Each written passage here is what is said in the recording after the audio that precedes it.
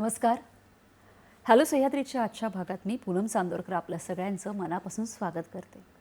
मंडळी, ज्ञान हे केवळ पुस्तकापुरतं मर्यादित नसतं, तर ते माणसात संवाद घडवतं, आपल्या विचारांना दिशा देतं, समाजाला एकत्र बांधून ठेवतं. आणि जेव्हा आपण शिक्षणातून संवाद म्हणतो तेव्हा ती केवळ एक संकल्पना नाही आहे, तर ती शिक्षक, विद्यार्थी, पालक यांना एकत्र बांधणारा एक सेतू आहे. आणि मग त्या सेतूविषयी आपण जाणून घेणं नक्कीच गरजेचं आहे. कारण पालक आणि मुलं हे जेव्हा आनंदाने राहतात तेव्हाच ते शिक्षण खूप आनंददायी होतं. आज याच विषयावर आपण चर्चा करणार आहोत. आजचा आपला विषय काय आहे ते बघूया. आजचा आपला विषय आहे शिक्षणातून संवाद. आणि अशा विषयावर मार्गदर्शन करण्यासाठी आपण नेहमीच आपल्या इथे तज्ज्ञ व्यक्तींना आमंत्रित करत असतो. आज आपल्याबरोबर आहेत शिक्षण अभ्यासक श्री सचिन उषा विलास जोशी, नाशिकवरून. नमस्कार सचिनजी. नमस्कार. कार्यक्रमात तुमचं मनापासून स्वागत. थँक्यू, धन्यवाद. खरं तर त्यांची खूप अशी मोठी ओळख आहे, पण तरीही नाविन्यपूर्ण शिक्षणाचे ते खरे प्रयोगकर्ते आहेत. भारताची पहिली मोबाईल शाळा एज्युकेशन ऑन व्हील्स सुरू करून हजारो मुलांपर्यंत त्यांनी शिक्षण पोहोचवलेलं आहे, ज्याची नोंद लिम्का बुक ऑफ रेकॉर्डमध्येही झाली आहे. सरकारी शाळेतील विद्यार्थ्यांसाठी भारतातील पहिली AI learning bus, AI on wheels ही बस त्यांनी बनवली आहे. ते नॅबेट नवी दिल्लीचे सल्लागार संचालक आहेत. लेखन क्षेत्रातही त्यांनी आपला एक वेगळा ठसा उमटवला आहे. शिक्षण आणि पालकत्वावर त्यांची 4 पुस्तकं प्रकाशित आहेत. अनेक पुरस्कारांनी त्यांना सन्मानित करण्यात आलेलं आहे. आणि महत्त्वाचं म्हणजे इस्पॅलियर एक्सपेरिमेंटल आणि स्कूल इस्पॅलियर हेरिटेज स्कूलचे ते संस्थापक संचालक आहेत. आणि नवीन नवीन प्रयोग घडवत असतात, नव्या पिढीला घडवत असतात. आज आपण त्यांच्याकडूनही पालक आणि शिक्षक हा संवाद किती महत्त्वाचा आहे, किंवा परीक्षा सुरू असताना कोणी प्रेशर घ्यायचं आणि कितपत घ्यायचं या सगळ्यांविषयी जाणून घेऊया. आजचा खूप छान आणि असा महत्त्वाचा विषय आहे, जो पालकांसाठी, मुलांसाठी, दोघांसाठी खूप महत्त्वाचा आहे. शिक्षणातून संवाद. आणि या विषयावर मार्गदर्शन करत आहेत श्री सचिन उषा विलास जोशी. सचिनजी, कार्यक्रमात पुन्हा एकदा स्वागत. छान वाटत आहे, कारण आपल्या सह्याद्रीच्या प्रेक्षकांना तुम्ही माहीत आहात, अनेक वेळा तुम्ही इथे येता, आम्हाला मार्गदर्शन करत असता, आपल्या विद्यार्थ्यांना मार्गदर्शन करत असता. कारण शिक्षणाला केवळ एका पुस्तकापुरतं तुम्ही मर्यादित ठेवलेलं नाही आहे. त्याला एक असं स्वतंत्र, असं मुक्त सोडून दिलं आणि त्यातून तुम्ही मुलांना शिकवता, पुढे आणता.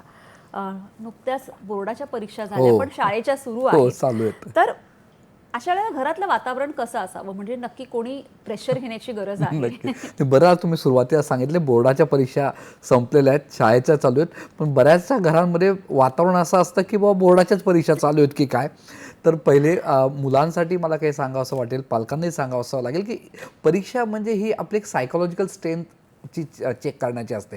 ती फक्त गुणांची किंवा मार्क किती हे नसतं, की त्या मुलाची, त्या मुलीची किती सायकोलॉजिकल स्ट्रेंथ आहे, ती कशी फेस करू शकते, हा महत्त्वाचा. आणि त्यासाठी आईवडिलांनी एक भावनिक सपोर्ट द्यायचा आहे.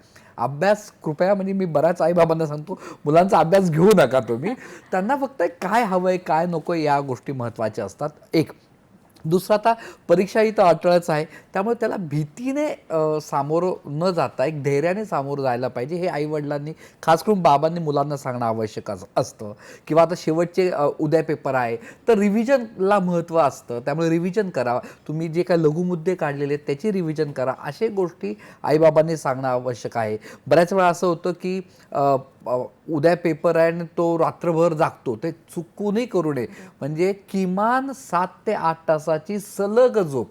म्हणजे मी बरीच वेळा बघितले 8वी 9वीचे मुलं इन्स्टॉलमेंटमध्ये झोपतात. म्हणजे कसं, आई हे बघ आता रात्री 10:30 वाजले, मी झोपतो, मला उठव. आणि मग ते 1 वाजता उठते, पुन्हा 2 तास झोपतो, पुन्हा. असं नका करू. किंवा 4 वाजता उठतात. पालकही जागे असतात. सी, आपल्या मेंदूला सलग झोप पाहिजे. जेवढी सलग झोप मिळेल तेवढं दुसऱ्या दिवशी जास्तीत जास्त आठवत असतं. त्यामुळे ती सलग झोप आवश्यक आहे. सकाळी स्कूलला जाताना किंवा बसमध्ये सोडताना पॉझिटिव्ह सजेशन. नाहीतर ते येतात, तू पायथागोरस विसरतो बरं का, मग त्याचे पाय लटलटायला लागतात. त्यामुळे सांगताना आपल्याला पॉझिटिव्ह सजेशन्स हे देणं तेवढंच महत्त्वाचं आहे. आणि पेपर झाल्यानंतर कुठला प्रश्न बरोबर होता, कुठला नाही, या गोष्टी या डिस्कशन करण्याची काही गरज नाही. ते आपल्याला नंतरही करता येतं. सो सांगायचा मुद्दा हा आहे की या काळामध्ये आपल्याला मुलांना सपोर्ट द्यायचा आहे. अंधश्रद्धेवर बिलीव्ह नाही करायचा. बऱ्याच वेळा मुलं सांगतात की ही इम्पॉर्टंट क्वेश्चन आम्हाला टीचरने सांगितले, असं काही नसतं. त्यामुळे सांगायचा मुद्दा एवढाच आहे की तुम्ही सपोर्ट करा. उन्हाळा चालू आहे, पाणी आणि ग्लुकोज म्हणजे डिहायड्रेशनने सुद्धा बऱ्याच वेळा या गोष्टी त्रास होतात. होतो. सो छोट्या छोट्या गोष्टी आहेत. आणि तुलना करू नका. मुख्य म्हणजे तुझ्या मैत्रिणीने तुझ्या मित्राने त्यांनी त्याचा कसा गेला पेपर, तुलाच कसा काय अवघड गेला, या गोष्टीला काही अर्थ नाही. मुलांना एक भावनिक सपोर्ट दिला तर मुलं छान पेपर देतात. अगदी खरं आहे. म्हणजे ते जे परीक्षेचं त्या त्या दिवसांचं जे 7, 8, 9, 10 दिवस असतील ते वातावरण खरं तर त्यांना मोटिवेशनल, मोटिवेशन की त्या 10 दिवसांमध्ये तुला काय येत नाही हे सांगण्यापेक्षा तुला काय काय जमतंय Yes. हे सांगणं खूप हा गरजेचं फार आहे. महत्त्वाचा मुद्दा सांगितला ना, की काय असतं त्यांनी कॉन्फिडन्स मेंटेन राहतो. म्हणजे मी बऱ्याच वेळा सांगतो मुलांना की तुम्ही काय ऑप्शनल विषय सोडले असतील, टॉपिक सोडले असेल, राहू द्या.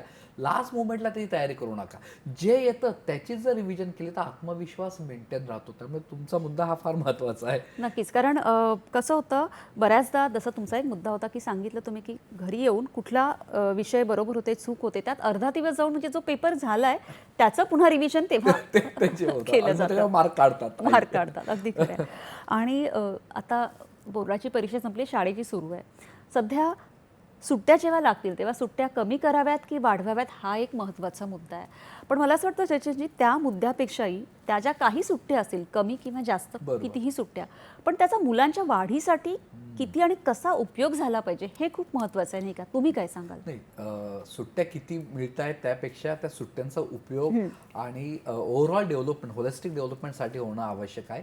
आता परीक्षा पुढच्या आठवड्यात संपेल. आपण लहानपणी आई म्हणायची 4 पाय मोकळे. आणि आपण त्या काळात मामाच्या गावाला वगैरे खरंय. जायचो. आता तर ते सगळं संपलंय. सगळं संपलंय ते मामाच्या गाव वगैरे. पण सुट्ट्या हा फक्त टाइमपाससाठी नाही, सुट्ट्यांचा चांगला उपयोग केला पाहिजे. पण उपयोग करायचा म्हणजे भरामसाठ क्लासेस लावा हे मुळीच करू नका. हां, म्हणजे मेंदूला रिलॅक्सेशन पाहिजे असतं. त्यामुळे खूप सारे क्लासेस नको. सुट्ट्यांचा उपयोग मुलांना डिसिजन मेकिंग, क्रिटिकल थिंकिंग आणण्यासाठी, विविध अनुभव आणण्यासाठी, विविध पदार्थ. मी इनफॅक्ट मुलगा असेल तर मुलाला स्वयंपाक खोली याच्यात शिकवलं शिकवा. पाहिजे. म्हणजे आत्ताचे वर्ल्ड म्हणजे इतके रिपोर्ट्स आहेत मोठमोठे की आता पुढच्या 15-20 वर्षानंतर मुलांना स्वयंपाक करावा लागणार सर, ती सुरुवात झाली आहे. तो विषय वेगळा आहे. पण सांगायचा मुद्दा आहे की मुलांना आपण कुकिंग सारखे विषय आहेत, खेळ आहेत, काही ग्रुप खेळ आहेत, हे सगळ्या गोष्टी शिकवू शकतो. अनुभव म्हणजे शेती कशी करायची, आपलं बॅग कशी भरली पाहिजे, दप्तर म्हणजे कपाट आहे, कपाट कसं आवरलं पाहिजे. सो ह्या पूर्वीच्या ज्या गोष्टी त्या आत्ता ही वेळ आहे ती शिकवण्याची. मुलांना कॅल्क्युलेटर रिस्कसाठी त्यांना जर होत असेल तर आजूबाजू, समजा तुमचा मुलगा 5वी 6वी 7वी मुलगी असेल 5वी ते 12वीच्या आतमधली, तर त्यांना कुठेतरी पार्ट टाइम जॉब द्या. अर्धा तासाचा, 1 तासाचा, 2 तासाचा.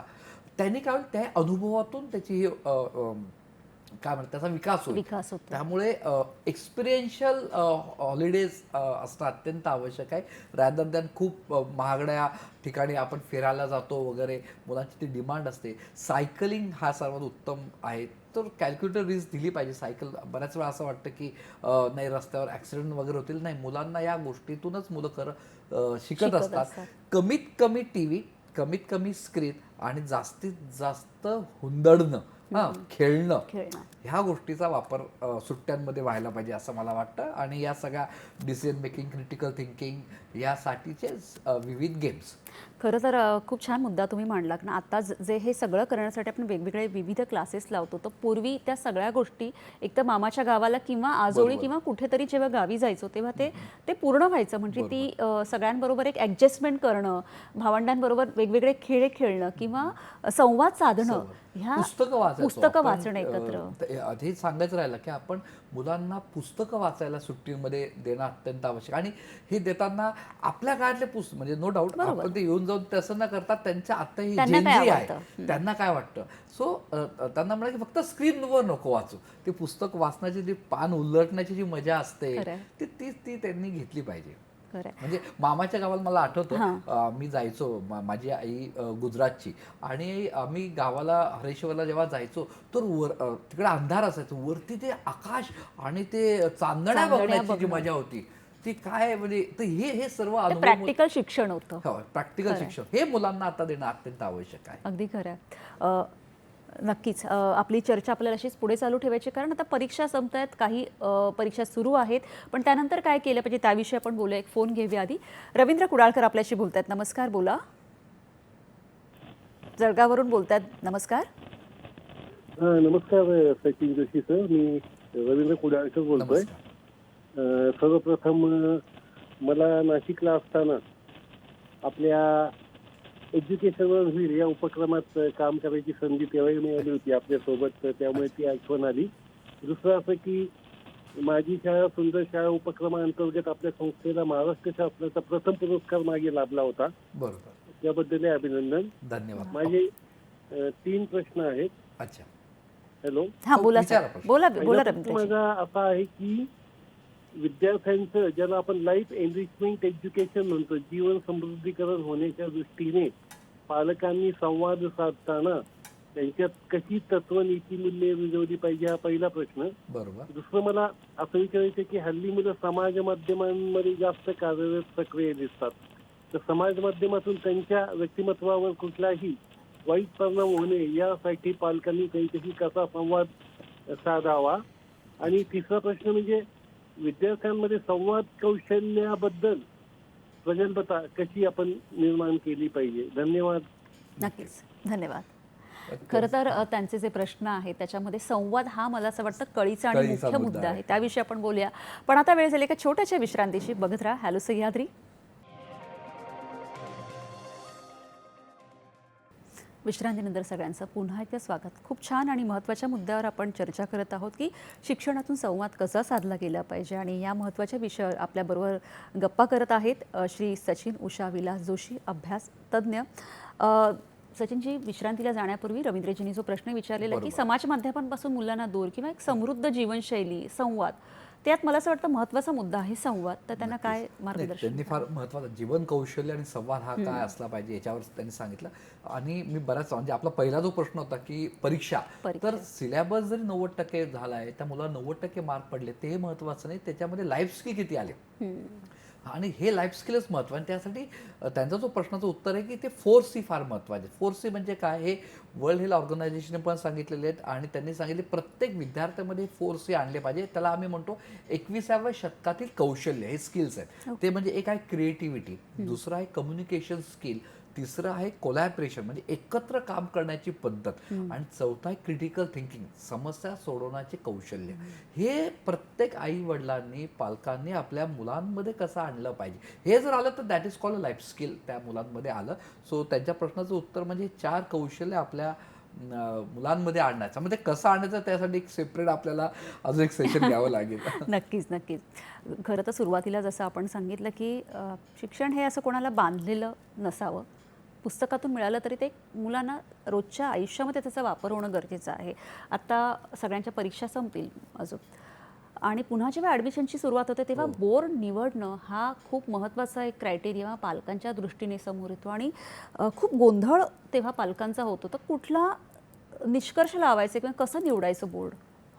हा अतिशय कळीचा प्रश्न कळीचा आहे प्रश्न. पालकांसाठी की बोर्ड काय. आणि आपल्याला फक्त CBSE, ICSE बोर्ड, स्टेट बोर्डच माहिती आहे. तर 7 ते 8 प्रकारचे बोर्ड म्हणजे NIOS आहे, आता ऑस्ट्रेलियन बोर्ड आलेला आहे, केम्ब्रिज बोर्ड आहे, IB बोर्ड आहे. सो महाराष्ट्रामध्ये एवढे सगळे बोर्ड्स आहेत. आणि पालक नेहमी प्रश्न विचारतात की माझ्या मुलाला कुठल्या बोर्ड्समध्ये मी हे घेऊ. तर पहिला मुद्दा हा समजून घेतला पाहिजे की बोर्ड्स मुलांना हुशार करत नाही. मग मी स्टेट बोर्डमध्ये टाकलं तर ते त्यांना त्याच्यातला कंटेंट कमी आहे का, त्याचा सिलेबस कमी आहे का, CBSE म्हणजे खूप अवघड का, ICSE बोर्ड हे खूप इंग्लिशवर जास्त हे करतं, CBSE काय म्हणतात सायन्सवर जास्त फोकस करतं. तर तुम्हाला सगळ्यांना हेच सांगायचं आहे आपल्या हॅलो सह्याद्रीच्या माध्यमातून की सगळा सिलेबस 80% करिक्युलम हा सगळ्या बोर्डचा सारखा आहे. सगळीकडे पायथागोरस हा सारखा शिकवला जातो. फक्त हिस्ट्री आणि जॉग्राफी हे 2 विषय सोडले तर सगळीकडे सिलेबस हा सारखा असतो. म्हणजे स्टेटचा विषय घेतला तर स्टेटच्या याच्यामध्ये छत्रपती शिवाजी महाराजांवर जास्त डिटेल्स सांगितलं गेलेलं आहे.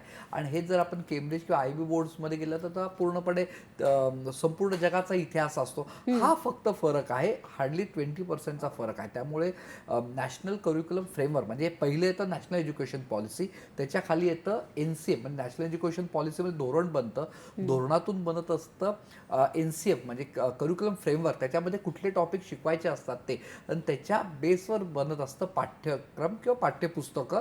आणि सगळ्या पुस्तकांमध्ये सिलेबस हा सारखा असतो. त्यामुळे बोर्ड्स मुलांना हुशार करत नाही, ती शाळा त्या मुलांवर काय मेहनत घेते, ती शाळेमधले टीचर्स कसे आहेत, तिथलं इन्फ्रास्ट्रक्चर कसं आहे, त्यांची शिकवायची पद्धत कशी आहे, सगळीकडे शिकवण्याची पद्धत NCFने सारखीच शिकवली का अनुभवातून शिकवा. आता जी शाळा अनुभवातून शिकवते ते टॉपिक, तर ते मुलं जास्त पुढे जात असतात. जी शाळा अनुभवातून शिकवत नाही तर तिथे होते. त्यामुळे बोर्ड्स मुलांना हुशार करत नाही. तुम्हाला बोर्ड्स निवडण्यापेक्षा तुमच्या घराजवळची जी उत्तम शाळा आहे ती तुम्ही निवडा, रॅदर दॅन बोर्ड्स मुलांना. त्यामुळे कुठलेही बोर्ड्स घ्या, त्यांनी काही फरक पडत नाही. आणि आता नॅशनल एज्युकेशन पॉलिसीमुळे एक हिंदुस्तान एक बोर्ड ह्या प्रोसेस पण चालू झालेल्या आहेत. त्यामुळे घरं वेगवेगळे असणार आहेत, पण कंटेंट करिक्युलम हा सगळीकडे सारखाच आहे. इनफॅक्ट SSC बोर्डने सायन्स आणि मॅथ्स या वर्षापासून CBSEच्या धर्तीवर ॲज इट इज आपण केलेलं आहे. सो CBSEला जे सायन्स आणि मॅथ्स आहेत तेच आपण स्टेट बोर्डला घेतलं. त्यामुळे आता सगळे बोर्ड सारखेच आहेत. नक्कीच. मला असं हा मुद्दा किंवा हा प्रश्न खरंच खूप सगळ्या पालकांसाठी महत्त्वाचा ठरणार आहे. कारण बऱ्याचदा असं वाटतं की कुठलं बोर्ड, या बोर्डमध्ये गेला तरच माझं मूल हुशार होणार आहे, आणि त्या ह्याने पालक तर स्वतः प्रेशर घेतात आणि मुलांवरही खूप प्रेशर टाकतात. सरी चर्चा अशीच पुढे चालू ठेवू. एक फोन घेऊया. रुपेश गुजराती आपल्याशी बोलताय सिन्नरवरून. नमस्कार, बोला. हॅलो. बोला, प्रश्न विचारा. हॅलो मॅडम, मी रुपेश गुजराती बोलतो. मी सिन्नर जिल्हा नाशिक. माझा असा प्रश्न आहे की पालकांनी मुलांवर जास्त अपेक्षांचं ओझं देऊ नये. कारण त्यांना कसं होतं, आई वेगळं म्हणते, वडील वेगळं म्हणतात, तुला CA व्हायचं, आई म्हणते तुला इंजिनियर व्हायचं. त्यामुळे त्यांचा गोंधळ उडतो. आणि दुसरी गोष्ट अशी की हल्ली विदेशात जाण्याचं बी खूप हे असतं. माझा मित्र अमुक ठिकाणी गेला, मी अमुक ठिकाणी जाईल, आणि त्यामुळे मग त्यांच्या सध्या चाललेल्या करिअरवर फोकस करत नाही ते. तर याबद्दल आपण काय सांगाल? आणि आपण जे मोबाईल शाळा चालवतात तर त्याचा आपल्या कुठल्या कुठल्या जिल्ह्यांमध्ये आहे? आता मी तर नाशिक जवळच असतो, सिन्नरमध्ये. तर सिन्नरला आपल्या झालेले आहे का किंवा भविष्यात होणार आहे का, याबद्दल सविस्तर सांगाल तर बरं होईल. नक्कीच. खूप खूप धन्यवाद. थँक्यू.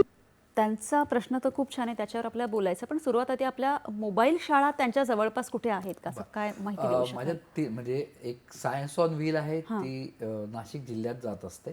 सिन्नरला अजून गेली नाही तर लवकरच जाईल. आणि AI ऑन व्हील आहे, जी फक्त आदिवासी मुलांसाठी 39,000 मुलांना आम्ही आतापर्यंत दिलंय. ती कळवण आणि नाशिकच्या आजूबाजूच्या आहेत. सो सिन्नर आणि तिकडच्या याच्यामध्ये आम्ही सेकंड टर्म जी आहे जून नंतरची, त्याच्यामध्ये नक्कीच आम्ही येऊ, प्रयत्न करू आम्ही. नक्कीच, म्हणजे लवकरात लवकर सिन्नर जवळ येईल. बरं, त्यांच्याच अनुषंगाने आपला पुढचा प्रश्नही होता की काय होतं की काही पालकांना वाटतं की माझं मूल नेहमीच पहिलं आलं पाहिजे किंवा माझ्या मुलाने कुठलीही चुकी करू नये. म्हणजे सचिनजी, मी अशीही काही घरं बघितलेली आहेत की अगदी शिक्षकांच्या घरातलं मूलसुद्धा त्याला 60% का पडले, म्हणजे 60च, माझ्या मुलाला 60% का, त्याला 90, 95 किंवा 98 का नाही, आणि त्यातूनही दुःखी झालेले पालक मी बघितलेले आहेत. मग काय आहेत हे, विचारावास्तव आहेत की अपेक्षावास्तव आहेत? कुठे सांगड घालायची? नाही, हे एकदमच आणि जेव्हा अवास्तव असे आहे. काही शिक्षकांच्या घरातले अनुभव मी स्वतः बघितले तेव्हा खरंच खूप वाईट वाटतं. नाही, त्यांनी प्रेस्टिज इश्यू केला असतो त्यांचा, की मी डॉक्टर आहे, मी टीचर आहे, आणि माझा मुलगा चुकूच करू म्हणजे शकतो. जसं तर त्यांचा प्रश्न होता की आपल्या अपेक्षांचं ओझं त्यांच्यावर किती लादायचं. नाही, जितक्या जास्त अपेक्षांचं ओझं मुलांवर पडेल तेवढं मुलं परफॉर्म करत नाही. मुलांचा परफॉर्मन्स तेव्हाच वाढतो जेव्हा मुलांचा सेल्फ इस्टीम वाढतो. मी त्याच्यावर बरेच प्रयोग केलेले आहेत की मुलांचा सेल्फ इस्टीम वाढवला, मुलांना कॉन्फिडन्स वाढला की त्यांचा अभ्यासातला आणि सगळ्यात परफॉर्मन्स वाढत असतो. त्यामुळे अपेक्षा मुलांना अवास्तव अपेक्षा नको. म्हणजे मी तर अर्धा मार्क, 1 मार्क टीचरने वजा केले, ते भांडणारे आया पाहिलेले आहेत मी, की तुम्ही टीचरने हे अशा अर्ध्या मार्क कसे काय कट केले वगैरे. तर त्याने काय होतं, त्याने फक्त ताण येतो आणि जेवढा मेंदूवर ताण पडेल तेवढं मुलं विसरतात, लक्षात राहत नाही. मी विसरबोळ आहे, मला लक्षात राहते. आपण मुलांना जे समजतो ना, मुलं स्वतःला तसे समजत असतात. त्यामुळे आई वडील मुलांना काय समजतात, आई वडील मुलांना नेहमी बुद्धू मट्ट तुला जमतच नाहीये असं समजत असते. किंवा त्यांचा जो प्रश्न होता की बा आपण कंपॅरिझन करतो, आई एक सांगते बाबा एक सांगतात एक सांगतात. आणि त्याच्यातून त्या मुलाचं हे होतं. Confuse होऊन जातो तो. कन्फ्युजन, कधी कधी घरात आजी आजोबा असतात आणि प्रत्येकाचं म्हणणं वेगळं असतं आणि अशा याच्यामध्ये त्याला फक्त ऐकणं आहे, त्याच्याशी संवाद साधत नाही आपण. मी नेहमी सांगत असतो की कनेक्शन फार महत्त्वाचं आहे. त्या मुलाचं आईबाबांचं कनेक्शन चांगलं असेल तर तुम्ही डायरेक्शन चांगलं देऊ शकतात आणि मग करेक्शन फार कमी पडतं.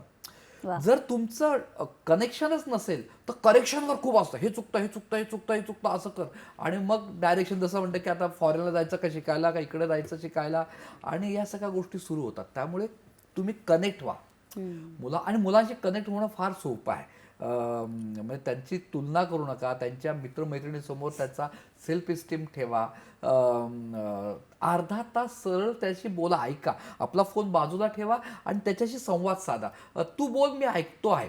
हां, नाही तर आपण असं पेपर वाचतो असतो, हा बोल रे, काय रे, बरं, हा हे काय, ही हिटलर स्टाईलने मुलं होते. मुलांना त्यांच्याशी संवाद साधण्यासाठी थोडासा आपल्याला वेळ दिला तर सगळ्या प्रश्नांची उत्तर मिळतात. आणि आजकाल पालकांकडे वेळच नाहीये, हा मोठा प्रॉब्लेम आहे. अगदी खरं आहे, अगदी खरं आहे. एक पुढचा फोन घेऊया आणि आपल्या चर्चेकडे अच्छा, पुढे जाऊया. मंगला आपटे आपल्याशी बोलतात पुण्यावरून. नमस्कार, बोला मंगलताई. नमस्कार. आजचा विषय खूपच चांगला आहे. मला फक्त असं विचारायचं की पूर्वीच्या काळी इतिहास भूगोल शिकवताना गोष्टी रूपात सांगायचे आणि आता संवाद करताना कसं होतंय की पालक आणि विद्यार्थी तर यांच्या बाबतीत आपण मार्गदर्शन कसं करू शकाल आणि त्यांची अभ्यासाची वेळ साधारण सकाळी असावी का रात्री जागरून अभ्यास करतात, तर आपण त्या बाबतीत मार्गदर्शन कसं करू शकाल नक्कीच, धन्यवाद. आणि संवाद कसा? नक्कीच, धन्यवाद. पूर्वी गोष्टी रूपाने गोष्टी शिकवल्या यायच्या. जायच्या आणि पण मग काय त्यांचा सांगू? शेवटचा प्रश्न फार महत्वाचा हां, वाटला. अभ्यासाची की अभ्यासाची वेळ कसली असली पाहिजे. माझं एक पुस्तक आहे दोस्ती अभ्यासाची, त्याच्यातही मी हा मांडलेला आहे. 24 तास ते 24 तास अभ्यासाचे आहेत, फक्त एक वेळ सोडून, ती म्हणजे मुलांची झोपेची वेळ सोडून. खरं. बऱ्याच वेळा असं वाटतं की नाही तुम्ही सकाळी उठलात तर ते सूर्याचे किरण वगैरे असं, तर तसं नाही. काही मुलं असे असतात की त्यांना सकाळी अभ्यास करायला आवडतं, तर त्यांनी सकाळी 1.5 तास अभ्यास करावा, 1 तास अभ्यास करावा, मग शाळेत जावं, मग शाळेतून आल्यानंतर थोडासा, आणि मग ते संध्याकाळी लवकर झोपतात. काही मुलं असे आहेत ना, संध्याकाळी रात्रीचं जेवण झालं चार्ज होतात ते एकदम, आणि मग ते अभ्यास करतात, मग रात्री 1-1.5 तास अभ्यास करावा. सो मुलांची झोपेची वेळ जर सोडली तर कुठलीही वेळ ही आहे ना, ही अभ्यासाचीच असते. आणि इतिहास आणि भूगोल हे गोष्टीतून सांगण्यासारखाच विषय आहे. इनफॅक्ट काय, आम्ही गणितसुद्धा मुलांना गोष्टीतून सांगितले पाहिजे. गणित असेल, सायन्स असेल, सगळेच विषय गोष्टी नॅशनल एज्युकेशन पॉलिसीमध्ये आलेले आहे. ड्रामा इन एज्युकेशन हा तुमचाही आवडता विषय नाटकातला, की नाटकाच्या माध्यमातून मुलांना शिकवलं ते त्यांना तर मुलांना लवकर ते जास्त समजतं. समजत असतं. दीर्घकाळ त्यामुळे- लक्षात हो, राहतं. हो. त्यामुळे ज्यांनी फोन केला तर मंगलाताई, त्यांना तसे चांगले शिक्षक पूर्वीचे मिळाले असतील, पण आता ही तसे क्रिएटिव्ह शिक्षक आहेत. जिल्हा परिषदेचे काही शिक्षक मी बघितले की जे फार सुंदर पद्धतीने अख्खं ते डोळ्यासमोर इतिहास आपल्याला ते आणून आणि खूप सोडतात. मेहनत घेतात. आपल्या जिल्हा बरोबर. परिषद शाळेतल्या बरोबर. मुलांवरही खरंच खूप बरोबर. मेहनत घेतली Yes. जाते. सचिनजी, पुढचा खूप छान असा महत्त्वाचा मुद्दा आहे की 12 ते 16 हा. हा जो एक वयोगट आहे की जिथे आपण म्हणतो की कुमार वयीन जिथे जी मुलं आहेत तिथे अचानक थोडं वागणं बदलतं. बरोबर. पालकांशी बोलणं कमी, स्क्रीन टाईम जास्त किंवा प्रायव्हसी जास्त, मित्र.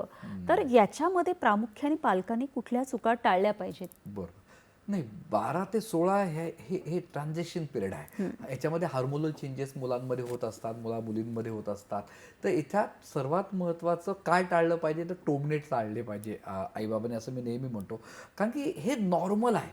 म्हणजे तो रूम बंद करत असेल आणि त्याचं इट्स ओके, खरंच काही नाही त्याने फरक पडत नाही. कारण की या मुलांना त्यांचा एक स्पेस लागत असतो. इथं पिअर प्रेशर जास्त असतं ताई. म्हणजे कसं की त्याचे मित्रमैत्रिणी काय करतायत त्याचा प्रेशर त्याचं जास्त असतं. अशा वेळेस आईवडिलांनी काय करावं की त्याची मित्रमैत्रिणी कोणी करण्यासाठी एक सिम्पल, त्याचा घरात जर वाढदिवस येणार असेल तर तो घरामध्ये साजरा करा, रॅदर दॅन कुठल्या हॉटेलमध्ये जाण्यापेक्षा. आणि घरात त्याचे जे मित्रमैत्रिणी येतात आणि मग ते ऑब्झर्व करा. आणि मुलांच्या मित्रमैत्रिणींशी गप्पा मारणं फार सोपं आहे. एक विषय सोडून सगळ्या याच्यावर गप्पा मारा, तो म्हणजे अभ्यास सोडून तुम्ही सगळ्या याच्यावर गप्पा मारा, ते मुलं ओपन छान होतात. बोलतात. मग ते म्हणणार तुझे बाबा फारच भारी यार, त्यांनी स्वतःहून मला समोसाची डिश दिली वाढदिवसाला, त्यांनी बघितलं. आणि मग आपल्याला कळतं की अरे तुझे सगळे मित्र चांगले, पण हा मुलगा जरा मला चांगला नाही वाटला. मग तो म्हणतो बाबा मी ते काय आता सगळे बोलवले म्हणून मी बोलवलेलं आहे, मलाही माहिती आहे. सो याच्यातून ते कळतात. मग त्याची पिअर प्रेशरनुसार त्याची थॉट प्रोसेस आपल्याला मॅनेज करणं फार सोपं जात असतं. त्यामुळे इथं मी एवढं सांगेल की दरवाजा बंद करणं इट्स ओके आहे बऱ्याच वेळा, पण दरवाजा बंद करण्याबरोबर तो बोलत नाहीये, तो डिप्रेस फील करतोय, मग तो रेड सिग्नल धरावा. तो खूप मोबाईलमध्ये आहे तर मग तो रेड सिग्नल धरावा. मग त्याचं काय तो मोबाईलमध्ये पाहतो काय नाही हे या गोष्टी या आहेत. पण अदरवाईज एव्हरीथिंग त्याचं कम्युनिकेशन चांगलं आहे, तिचं कम्युनिकेशन चांगलं आहे आणि त्याला त्याच्या स्पेस पाहिजे असेल तर हे नॉर्मल आहे. आणि मुलांना या वयामध्ये मी कोण ही प्रश्न असतो आणि तो मी कोणचं उत्तर तो आई बाबांमध्ये शोधत असतो, मित्रांमध्ये शोधत असतो. अशा वेळेस त्याचा कॉन्फिडन्स वाढेल, सेल्फ इस्टीम त्याचे वाढतील. पॉझिटिव्ह टॉक या ठिकाणी फार मॅटर करतो, रॅदर दॅन तू दप्तरच फेकून दिलं, तू टॉवेलच इथं फेकून दिला वगैरे, ह्या सगळ्या ज्या गोष्टीतून कम्युनिकेशन खराब होत असतात. त्यामुळे तो त्याची आयडेंटिटी शोधतोय. त्यामुळे आयडेंटिटी शोधत असताना आपले वाक्य हे त्याचं व्यक्तिमत्व सुधारणारे पाहिजे. नक्कीच नक्कीच. एक फोन घेऊया आणि चर्चा Yes, पुढे yes, चालू yes. ठेवूया. स्वप्नाली पाटील आपल्याशी बोलतात कोल्हापूरवरून. नमस्कार, बोला.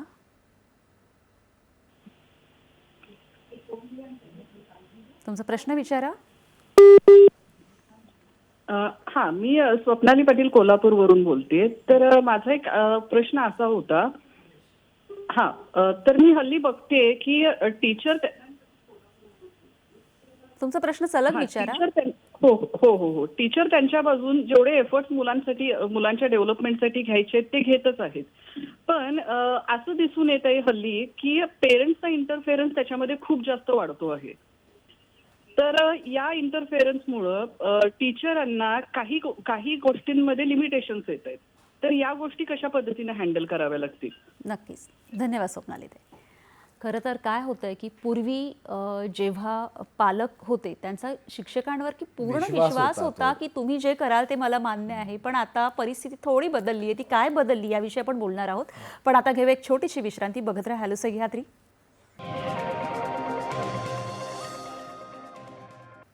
मुलांशी पालकांचे आणि पालकांचा मुलांशी संवाद किती महत्त्वाचा आहे आपण जाणून घेत आहोत. त्यातूनच मुलांची प्रगती होणार आहे. आणि आपल्याबरोबर आहेत शिक्षण अभ्यासक श्री सचिन जोशी. सचिनजी, विश्रांतीला जाण्यापूर्वी जसं स्वप्नाली ताईंनी प्रश्न विचारला होता की पालकांचा इंटरफिअरन्स वाढलेला आहे, शिक्षक तर प्रयत्न करतात. एक शिक्षक म्हणून तुम्ही नवीन नवीन प्रयोग करता, तुम्हाला काय वाटतं? नाही, त्यांचा प्रश्न फार महत्त्वाचा आहे की आता काय झालंय की पालकांना असं वाटतं मी फी भरली म्हणजे मी शाळाच विकत घेतलेली आहे आणि त्या शिक्षकाला रिस्पेक्ट देत नाही. एक लक्षात ठेवा, जो समाज शिक्षकांना रिस्पेक्ट देत नाही त्या समाजातले तारुण्य नाचतं. आणि आपण काय करतो की आपण गुरु ब्रह्मा गुरुदेव असं बरंच म्हणतो, शिक्षक म्हणजे शिक्षक दिन साजरा करतो. पण ज्या पद्धतीने पालक टीचरशी बोलतात तर तो तिथंच, आणि ते लहान मुलगं बाजूला बसलेलं असतं आणि त्या ओपन हाऊसला किंवा त्या PTCला आणि ते पालक अतिशय उद्धट पद्धतीने टीचरला बोलतात. तर काय होतं, सायकोलॉजिकल त्या टीचरचं खूप नुकसान नाही होतं. त्या मुलाचं कसं होतं, आपलं जे माइंड आहे ना ते फार कॉन्शियस माइंड आणि सबकॉन्शियस माइंड, जेव्हा माझा एखाद्या व्यक्तीवर विश्वास असतो ना तर माझं सबकॉन्शियस माइंड इनडायरेक्टली ओपन होत असतं आणि मग टीचर जे शिकवतं माझ्या मनात जात असतं. या प्रोसेसमध्ये जेव्हा पालक त्या टीचर्सला उगाचच लेफ्ट राईट घेत असतात किंवा समजा टीचरची चूक जरी असली आणि जर ते सांगण्याची पद्धत असते ती जर व्यवस्थित नसेल तर मुलांना टीचरचा रिस्पेक्ट राहत नाही. आणि इथे 1ली, 2री, 5वी, 6वीच्या याच्यात हे मुलं शिकले आणि तो ग्रॅज्युएशन, इंजिनिअरिंग इकडे तो कधीच आयुष्यात टीचरला रिस्पेक्ट करत नाही. आणि आयुष्यात मेंटॉर टीचर फार मॅटर करतात. त्यामुळे मी आपल्या माध्यमातून सांगतो की टीचरसुद्धा ह्युमन आहेत, ते चुका करू शकतात. त्या चुकांकडे कसं बघितलं पाहिजे, त्यांना कसं एकटं तुमच्या मुलांवर शाळा काम नाही करू शकत, एकटं पेरेंट्स नाही करू शकत. It's a joint venture, teamwork आहे. आणि त्या टीमवर्कमध्ये शिक्षकांचा सन्मान हा फार महत्त्वाचा आहे. आणि त्यामुळे आजकाल तुम्ही बघा ना की शिक्षक पेशाकडे पण लोक येत नाहीत, कारण की ते म्हणतात की आम्हाला त्याचा सन्मान मिळत नाही. खरंय. तर सन्मान देणं अत्यंत खूप आवश्यक आहे असं महत्वाचं आहे. मला आणि याच बरोबरीने बऱ्याचदा असं होतं की असं ऐकलेलं आहे, आपण आजूबाजूला बघतो की त्यांच्या घरी सुद्धा अरे तुझ्या शिक्षकांना काय कळतंय, त्यांनी हे केलं का ते केलं का, अरे तुझी भाषा इनडायरेक्टली. मी बघितलेली हां, आहे. म्हणजे पूर्वीच्या आपल्या म्हणजे आपण कितीही वय झालं म्हणजे अजूनही आपल्या शिक्षकांबद्दल आपण एकेरी एकेरी कधीच नाही कधीच नाही. पण आजकालची मुलं म्हणजे मुलं खूप छान आहेत, आजकालची पिढी खूप छान आहे, पण कधी कधी त्यांच्या कानावर पडताना ते अगदी सहज बोलून जातात. त्याच्यामुळे अगदी शाळेत काय पण घरी सुद्धा त्यांचा शिक्षकांचा सन्मान हा ठेवणं. त्यामुळे त्यांनी जे सांगितले कधी ते शिक्षक असू शकतील किंवा त्यांनी पाहिलं असेल, पण ही ही सध्याची फार परिस्थिती आहे. शिक्षकांना सन्मानच नाही आणि शिक्षकांना सन्मान नसल्यामुळे पूर्ण ती एज्युकेशन ही सायकोलॉजिकल प्रोसेस आहे, हे समजून घ्या. ती मनामध्ये घडणारी प्रक्रिया आहे आणि मग ते मुलांच्या मनामध्ये घडण्यासाठी जे जे लोक असतात त्या सगळ्यांच्या संदर्भामध्ये जी व्यक्ती असते त्यांचा रिस्पेक्ट असणं हा फार आवश्यक आहे. अगदी खरं. एक फोन घेऊया आणि हो, चर्चा हो, पुढे नक्कीच. चालू ठेवूया. रमेश ओगळे आपल्याशी बोलतायत पालघरवरून. नमस्कार. नमस्कार रमेशजी, प्रश्न विचारा. रमेशजी सलग तुमचा प्रश्न विचारा. हो नमस्कार मॅडम. हम्म, माझा प्रश्न असा आहे, हम्म, शिक्षणातून संवाद साधताना विद्यार्थ्यांशी आपण जर त्यांच्या मागे सतत अभ्यासाचा लकडा लावला किंवा सतत त्याच्या मागे आपण समजा अभ्यास कर असं जर सांगितलं हम्म. तर त्याचा त्याच्या खेळावर परिणाम होऊ शकतो का? कारण खेळ पण हे एक व्यक्तिमत्व विकासासाठी, सर्वांगीण विकासासाठी एक आवश्यक आहे. नक्कीच. खेळाकडे दुर्लक्ष होऊ शकेल का त्यामुळे? नक्कीच. नक्कीच. धन्यवाद रमेशजी, धन्यवाद. त्यांच्या प्रश्नाला आपण उत्तर देऊच, पण सर आता सध्या तुम्ही महाराष्ट्र शासनाच्या सुकाणू समितीवर काम करत आहात, त्यामुळे ग्राउंड लेवलवर काय बदल झालेले आहेत, काय सांगाल? खूप खूप महत्त्वाचे. राष्ट्रीय शैक्षणिक धोरण हे 35 वर्षांनी आलेलं आहे आणि पुढचे जवळजवळ 30-35 वर्ष राहणार आहे आणि आता 5 वर्ष होत आलेले आहेत आणि खूप चांगले बदल होत आहेत. म्हणजे आपण सर्वजण 10+2चे प्रोडक्ट आहोत की नाही, आता आले 5+3+3+4 या पद्धतीची सिस्टीम आलेली आहे. पहिली दुसरी पूर्व प्राथमिकशी जोडलं गेलेलं आहे. सर्वात महत्त्वाचा FLN म्हणजे फाउंडेशन लिटरसी अँड न्यूमरसी, म्हणजे इयत्ता 3रीमध्ये मुलांना लिहिता वाचता यायलाच पाहिजे. म्हणजे धक्कादायक रिपोर्ट्स आहेत, असरचा रिपोर्ट आहे, बरोबर रिपोर्ट आहेत की भारतामध्ये जवळजवळ 60% मुलांना, 5वीच्या मुलांना दुसरीचं ज्ञान आहे. म्हणजे इतकी वाईट परिस्थिती अजूनही आहे. सो हा आपला सर्वात महत्त्वाचा टार्गेट आहे की इयत्ता 3रीतल्या मुलांना 3रीतला वाचता यायला पाहिजे. आता पाठांतर घोकमपट्टीवर बंदी आणलेली, म्हणजे आपलं काय गोका आणि गोका ही आपली शिक्षण पद्धती होती, त्यामुळे आता पाठांतराची रोट लर्निंगच्या ऐवजी एक्सपिरियन्शियल लर्निंगच्या माध्यमातून आणि सिलेबस त्यासाठी कमी करा सांगितलेला आहे. का बरं? त्या वर्गामध्ये चर्चा करायला वेळ ते मिळाली पाहिजे, नाहीतर शिकवण्याच्याच मागे सगळं शिकवण्याच्याच मागे पळापळच असते. हो. त्यामुळे वर्गामध्ये जी डिस्कशन व्हायला पाहिजे, क्रिटिकल थिंकिंग सारखे प्रश्न विचारले पाहिजे, डिझाईन थिंकिंग सारखे प्रॉब्लेम स्टेटमेंट मुलांना देता यायला पाहिजे. याच्यासाठी वर्गामध्ये वेळ पाहिजे क्लासरूम शिकवताना. आणि आता AI वगैरे सगळंच येत आहे, त्यामुळे मुलांमध्ये क्रिटिकल थिंकिंग, इमोशनल क्वेश्चन, भावनिक बुद्धिमत्ता या महत्त्वाच्या आहेत. त्यामुळे फ्लेक्झिबिलिटी सुद्धा तेवढीच महत्त्वाची आहे या सगळ्या ह्याच्यामध्ये. आणि म्हणून काय केलेलं आहे, आपण बघा आर्ट्स घ्यायचं, कॉमर्स घ्यायचं का सायन्स घ्यायचं, आता तसं नाही राहणार आहे. आता 2-3 वर्षामध्ये मुलांना चॉईसेस आहेत की ओके मला ना सायन्सचे 2-3 सब्जेक्ट दे, मला कॉमर्स एखाद दे. म्हणजे आपण जेवायचीच बुफे पद्धत कशी तशा असते पद्धतीने, तशा पद्धतीने फ्लेक्झिबिलिटी आलेली. मेजर सब्जेक्ट, मायनर सब्जेक्ट या पद्धतीने. रिपोर्ट कार्ड बदललेले आहेत. म्हणजे आधी आपल्याकडे रिपोर्ट कार्ड म्हणजे 20 पैकी ते 7 मार्क म्हणजे पास, रेड आलं तर नापास आहे की नाही, किंवा 35ला पासिंग. आता तसं नाही आहे. आता तुमचं रिपोर्ट म्हणजे आपल्या मुलांचं रिपोर्ट कार्ड फक्त टीचर नाही भरणार, आईवडिलांना पण भरायचं आहे. नुसतेच आईवडले नाही, मुलं तो स्वतःही भरणार आहेत, त्याचे मित्रमैत्रिणी भरणार आहेत की हा माझ्याशी कसा वागतो, मला ओव्हरऑल पूर्ण पूर्ण पर्सनॅलिटी. पद्धतीने हार्वर्ड गार्डनरच्या थेरीच्या माध्यमातून ते सगळे रिपोर्ट्स कार्ड्स आहेत. सो खूप चांगले बदल. आता परीक्षा 2दा होणार आहे, 10-12ची परीक्षाचे मार्क, म्हणजे हे पहिलंच वर्ष आहे CBSEचं, की त्याला असं वाटलं की मला कमी मार्क पडत आहेत, ओके तू सेकंड डे जे हायेस्ट मार्क आहे ते देतील. त्यांनी काय होतं, ताण कमी होतो, एक्झामचा प्रेशर कमी होत असतं. सो खूप चांगले नॅशनल एज्युकेशन पॉलिसीमध्ये बदल आलेले आहेत. आधी 8वीपर्यंत ढकल म्हणजे पास पास फक्त चालू करत राहा. द्यावायचं. ओके, त्याचा उद्देश खूप चांगला होता. CCM पद्धत म्हणायचो आम्ही त्याला, की कंटिन्युअस कॉम्प्रिहेन्शन इव्होल्युशन, की बाबा टीचर त्याचा ॲनालिसिस करेल. त्याचा अर्थ चुकीचा काढला गेला. पण आता काय, आता 5वीला परीक्षेत जर नापास झाला मुलगा मुलगी, तर त्याला अजून एकदा परीक्षा द्यायची लगेच एका महिन्यात. तरी नापास झाला तर त्याला त्या वर्गात बसावं लागेल. 5वी आणि 8वीला आता मुलं नापास झाले तर त्याला त्या वर्गात बसावं लागेल, जे आधी नव्हतं. सो असे बरेचसे बदल आलेत. व्होकेशनल म्हणजे स्किल बेस आले. 6वी पासून मुलांना शेतीसारखे विषय आलेले आहेत, कोडिंग सारखे विषय आलेले आहेत, AI सारखे विषय आलेले आहेत.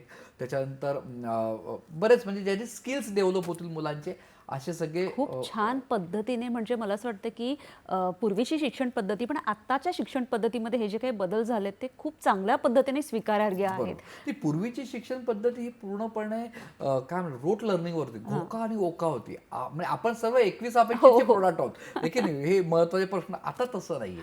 आता त्याला कन्सेप्ट समजली का, त्याच्यावर जास्त फोकस आत्ताची पिढी असणार. जास्त आपण म्हणू शकतो की छान पद्धतीने त्याला ग्रास्पिंग करेल आणि पुढे जाऊ शकते. नक्कीच. नक्कीच. खरं तर AI म्हणजे काय किंवा ते शिकणं किती महत्त्वाचं आहे या सगळ्या विषयी आपण बोलूया. पण आता वेळ झाली एका छोट्याशा विश्रांतीची. बघत राहा हॅलो सह्याद्री.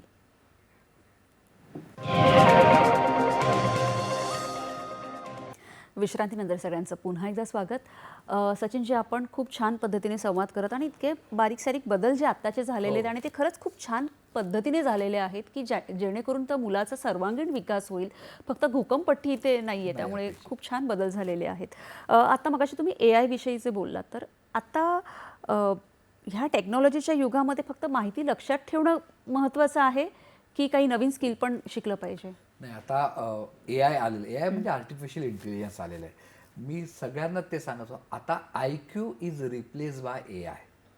आधी आपण काय, मुलगा मुलगी हुशार कसा, IQ काय त्याचा, IQ म्हणजे काय, त्याची मेमरी कशी आहे.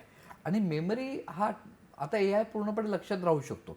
AI कडे काय नाहीये ते आपल्या मुला मुलींना किंवा आपल्या सगळ्यांना शिकलं पाहिजे. म्हणजे रिस्किलिंग फार महत्वाचं आहे. 66% जॉब्स हे रिस्किल्स होत आहेत आणि बाकीचे सगळे चाललेले आहेत.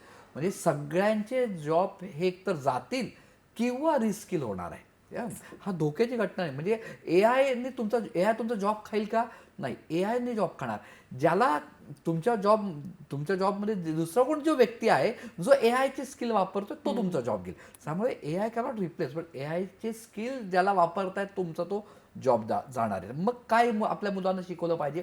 2 गोष्टीवर जास्त भर दिला पाहिजे जे AI कडे नाही. ते म्हणजे भावनिक बुद्धिमत्ता, इमोशनल कोशन, सामाजिक बुद्धिमत्ता, क्रिएटिव्ह कोशन, SQ आणि CQ, हे 3 गोष्टी आपल्या मुलांना शिकवायच्या आहेत जे AI कडे नाही आहेत. त्यामुळे AI आपल्या मुलांना लक्षात ठेवण्याच्या, म्हणजे आता पायथागोरस मुलांना शिकवायचं आहे किंवा कुठलाही टॉपिक शिकवायचा आहे, तर टीचरपेक्षा इंटरनेटवर त्यांना विविध प्रकारे किंवा AI सुद्धा रोबो टीचर्स आलेले आहेत. मी नेहमी गमतीत म्हणतो की टीचर तुमची सवत आली बरं का. सवत म्हणजे काय, ती रोबो टीचर आहे जी सुट्ट्या घेत नाही, ती 10 वेळा मुलांना समजून सांगू शकते, गरज नाही, प्रिन्सिपलकडे जाऊन रडत नाही, असं खूप गोष्टी आहेत. मग शिक्षकांकडे काय, त्या शिक्षकांकडे त्या मुलांना शिकवण्याची जी भावनिक बुद्धिमत्ता आहे, मगाशी म्हटलं कनेक्ट फार महत्त्वाचं आहे. जे टीचर्स मुलांशी छान कनेक्ट करू शकतात, जे आई वडील त्यांच्या मुलांशी कनेक्ट करू शकतात, आणि मग तिथं मुलांमध्ये भावनिक बुद्धिमत्ता रुजवली पाहिजे. मग भावनिक बुद्धिमत्ता रुजवणं म्हणजे काय, तर मुलांना विविध सामाजिक प्रश्नांना फेस करण्यासाठी त्यांना ते कॅल्क्युलेटेड असं एक इकोसिस्टीम बनवायची की ओके, हा प्रश्न तू कसा सोडवशील याच्यावर तू विचार कर. या पद्धतीचं शिक्षण पद्धती फार गरजेची आहे. त्यामुळे AI नक्कीच काय म्हणतात, धोका नाही आहे, पण AI शिकलंच पाहिजे. जे विद्यार्थी, जे आईवडील, जे टीचर्स, आपण सुद्धा या फील्डमधले लोक आहोत, हे जर शिकत नसतील AI, तर आपण कुठेतरी काय म्हणतात, धोक्याच्या ह्याच्यात जात आहोत असं मी नक्की सांगेन. नक्कीच. सचिनजी, आता खरं तर असं म्हणतो आपण की टीचरांनी किंवा शिक्षकांनी टीचरकडून मेंटॉरकडे शिफ्ट व्हायला पाहिजे. तर हा बदल प्रॅक्टिकली किती आणि कसा होऊ शकतो आणि हां. कितपत गरजेचं AI आहे? संदर्भातच आहे, पुन्हा तेच आहे का टीचरकडून मेंटॉरकडे शिफ्ट व्हाय. आता मुलींना तू छान करतो, सी मला कुठला रोबो व्हेरी गुड ते आर्टिफिशियल वाटेल, ठीक आहे. त्या टीचरची त्या विद्यार्थ्याच्या पाठीवरची थाप जी हां, आहे ना, शाबासकी जी आपण म्हणतो. ती शाबासकी ही मिसिंग आहे अख्ख्या प्रोसेसमध्ये. हां, आणि जो टीचर हे सगळं करेल, जो मोटिवेट करेल त्या मुलांना, तो त्याचं शिकणारच आहे. इतकं इंटरनेट, स्क्रीन, मोबाईल सगळं काय तो त्यांची मुलं शिकणार आहे. पण कसं शिकायचं, विचार कर. भावनिकता जी आपण म्हणतो. येस, हां, भावनिक तो touch. बुद्धिमत्ता, तो टच, इमोशनल टच आहे, तो फार महत्वाचा आहे. हाऊ टू थिंक, हा जो की तू विचारच कसा करायचा हे त्या जे टीचर शिकवतील ना, तर म्हणून म्हणतो मी टीचरचा रोल बदलतो, मेंटॉरशिपकडे जाणं आवश्यक आहे. मग त्याचा जॉब पण जाणार नाही आणि मुलं खऱ्या अर्थाने घडतील असं मला वाटतं. नक्कीच. मगाशी जसं पालघरवरून रमेश ओघवे त्यांचा जो त्यांनी प्रश्न विचारलेला की सतत आपण मुलांना बोलत राहतो की अभ्यास कर, अभ्यास कर. ग्राउंडवर जाणं मुलांचं कमी झालेलं आहे आणि आता त्याच बरोबरीने की मोबाईलचा स्क्रीन टाईम वाढलेला आहे. आपल्यालाही माहिती त्याचे दुष्परिणाम होत आहेत, पण कुठेतरी कंट्रोल करणं एक तर हाताबाहेर गेलंय किंवा शक्य नाहीये. काय करावं? नाही, हा महत्त्वाचा प्रश्न होतो मगाचा. मध्ये माझं श्रीरामवर एक गाणं फार व्हायरल झालं, म्हणजे किमान 1 करोडच्या पुढे त्याचं व्ह्यूज झाले. त्याच्यातलं पहिलं वाक्यच ते, ग्राउंडवर जो घालतो घाम, श्रीराम जय राम जय जय राम. म्हणजे जो विद्यार्थी ग्राउंडवर घाम घालतो ना, तर ते का आवश्यक आहे. मेंदूचा विकास, मेंदू घडतो हा 0 ते 12 वर्षात सर्वात जास्त, आणि 12 वर्षात घडत असताना मेंदूची जी सिनॅप्सची निर्मिती आहे ती ग्राउंडवर मुलं किती खेळतील त्याच्यावर खूप गोष्टी डिपेंड असतात. आता होतं काय की मुलं एक तर ग्राउंड शिल्लकच राहिले नाही, ग्राउंडवर मुलं खेळत नाही. काय आई म्हणते अभ्यास कर, अभ्यास कर, शाळा म्हणते अभ्यास कर, सातत्याने ग्राउंडवर एक गोष्ट. मग आपण पहिला प्रश्न आठवा, दुसरा प्रश्न आठवा की ज्यात आपण म्हटलं होतं मुलांमध्ये 4 C आणले पाहिजे. त्याच्यामध्ये क्रिएटिव्हिटी आहे, कम्युनिकेशन स्किल आहे, क्रिटिकल थिंकिंग. चौथा मुद्दा सांगितला तो कोलॅबरेशन. कोलॅबरेशन म्हणजे एकत्र काम करण्याची मुलांना लागणारी सवय ही कुठे होते, एकाच ठिकाणी होते, ते म्हणजे शाळेचं ग्राउंड किंवा आपल्या कॉलनीतलं घरातलं आजूबाजूचं ग्राउंड. मुलं जेवढ्या ग्राउंडवर टीम गेम खेळतील तेवढे मुलं एकत्र भविष्यामध्ये काम करण्याच्या पद्धती शिकत असतात. त्यामुळे तुमच्या मुलींना लाखो रुपयाचं पॅकेज जर हवं असेल, CEO हवा असेल, तर त्याला ग्राउंडवर खेळणं आवश्यक आहे, कारण तो तिथं कोलॅबरेशन ही स्किल शिकतो आहे. त्यामुळे तो जो प्रश्न आहे त्यांचा की ग्राउंडवर मुलं खेळत नाहीत, तर पालघर सारख्या ठिकाणून त्याला वाईट वाटलं. हा मुंबई पुण्याचा हा प्रश्न आहे, तो आता पालघर सारख्या ठिकाणी पण पालघरपर्यंत जातोय, पोहोचला तर आहे. थोडं धोक्याची सूचना आहे. खरंय, खरंय. विषय इतका छान आहे, बोलावं तितकं कमी आहे. पण एक पुढच्या 10 वर्षांचा जर आपण विचार केला तर शिक्षणात काय मोठा बदल तुम्हाला दिसतो? पुढच्या 10 वर्षामध्ये भविष्यातलं जे शिक्षण आहे ना, याच्यात मी नॅशनल एज्युकेशन पॉलिसीमुळे एक्सपिरियन्शियल लर्निंग हा फार महत्त्वाचा आहे. ज्या शाळा बदलणार नाही, जे आज क्लासरूम बदलणार नाही, तर तिथं त्या मुलांचं भविष्य धोक्यात आहे. त्यामुळे पुढच्या 10 वर्षामध्ये AI हे एक संकट म्हणणार नाही, ऑपॉर्च्युनिटीज आहे. AIच्या माध्यमातून शिक्षण पद्धती पूर्णपणे ही कम्प्लिटली बदलत आहे. आता मेंटॉरशिपवर जास्त जाणार आहे, आता इमोशनल क्वेश्चनवर जाणार आहे, क्रिएटिव्ह क्वेश्चनवर शिक्षण पद्धती पूर्णपणे बदलणार आहे. हे बदलत असताना भारत विरुद्ध इंडिया असं नको व्हायला. म्हणजे मेट्रो सिटीमध्ये सगळे बदल होत आहेत, पण ग्रामीण भागामध्ये, रुरल भागांमध्ये हे बदल होणं आवश्यक आहे. त्याच्यासाठी टेक्नॉलॉजी ही कधी पण इक्वॅलिटी आणते. त्यामुळे पुढच्या 10 वर्षामध्ये शिक्षण पद्धतीमध्ये प्रचंड मोठी टेक्नॉलॉजी येते आहे, आणि त्यामुळे बदल जो आहे तो खूप पॉझिटिव्ह बदल आहे असं मला वाटतं. आणि तो बदल हा एक्सपिरियन्शियल लर्निंगचा आहे, तो बदल लाईफ स्किलचा आहे, तो बदल क्रिएटिव्ह थिंकिंगचा आहे, तो बदल मुलांना डायरेक्ट समस्या सोडवण्याचा आहे. नक्कीच. विषय आता वेळ कमी आहे, पण तरीही आनंदी पालकत्व, जेव्हा आपण संवादाविषयी बोलत आहोत, आनंदी पालकत्व याच्याविषयी काय सांगाल? जाताना आपण सर्वांना आनंदी पालकत्वाच्या टिप्स म्हणू शकतो. आनंदी पालकत्व म्हणजे आपल्या मुलांवर विश्वास ठेवा, एक त्यांना स्क्रीनपासून दूर ठेवणं तेवढंच आपली जबाबदारी आहे. त्यामुळे मुलांना स्क्रीनपासून दूर ठेवा, त्याच्यासाठी मुलांना भरपूर सारं अनुभव आणि खेळ ह्या गोष्टी द्या. मुलांची तुलना करू नका. एक जपानी म्हण आहे की जगातलं एकच मूल खूप सुंदर आणि हुशार आहे आणि ते प्रत्येक आईकडे असतं. त्यामुळे फक्त आपल्या मुलावर विश्वास ठेवा. आजचा कार्यक्रम कसा वाटला, या छान छान गोष्टी, हा संवाद साधणं किती महत्त्वाचं आहे हे आज तुम्ही बघितलं, आम्हाला नक्की कळवा. आमची माध्यमं तुमच्याकडे आहेतच. आणि सचिनजी, इतक्या छान पद्धतीने तुम्ही आमच्याशी संवाद साधला आणि सोप्या पद्धतीने ह्या गोष्टी उलगडल्या, त्यासाठी खरंच खूप खूप धन्यवाद. धन्यवाद. भेटूया पुढील भागात पुन्हा एका नवीन विषयासह. तोपर्यंत नमस्कार.